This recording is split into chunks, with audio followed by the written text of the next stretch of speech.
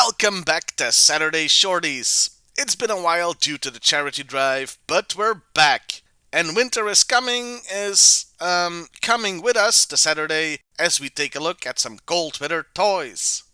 And today we're looking at two of them, Star Wars Snowtroopers, both from the original trilogy and the First Order.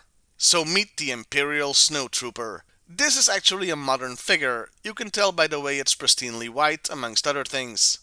Now, modern is quite a broad term when it comes to Star Wars. In this case, it's from after the Rogue One figure line, since that's when Hasbro, in their infinite cheapness, made the figures less articulated, catapulting us back to the 70s, so no knee or elbow joints. And this one has even less articulation because of the head sculpt. It can't move at all. By the way, speaking of the head, they won't release a hooded Cobra Commander anymore because it looks a bit like the Ku Klux Klan, but this is apparently fine. Anyway, enough complaining, here's some positive stuff. The sculpt is really nice and the detailing is good. All the folds in the parts that are supposed to be cloth make it look like, well, cloth, so good job there.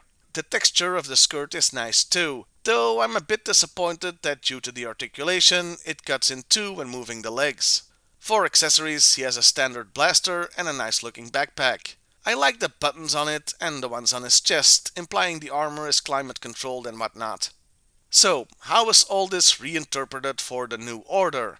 Well, he still has the skirt, and that's about it. Okay, the helmet is different from a Stormtrooper's too, but not by much. He's a lot more plain looking, which is a shame.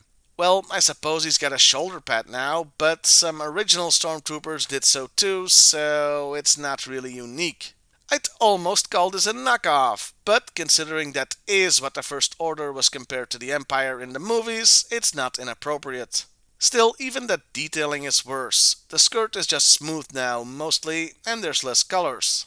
So yeah, worse than the original in every way. Well, almost every way. At the very least, this figure can move his damned head. On a ball joint, no less. You know, it's funny, if the original didn't exist, I'd be far more kind to this interpretation. But as it stands, yeah, it doesn't hold a candle. For the rest of Saturday's Winter is Coming, we'll be looking at more Star Wars figures that fit the theme, and more snowtroopers even. Well, I'll see you next time, everybody, and hey, why not like, share, and subscribe if that's your thing.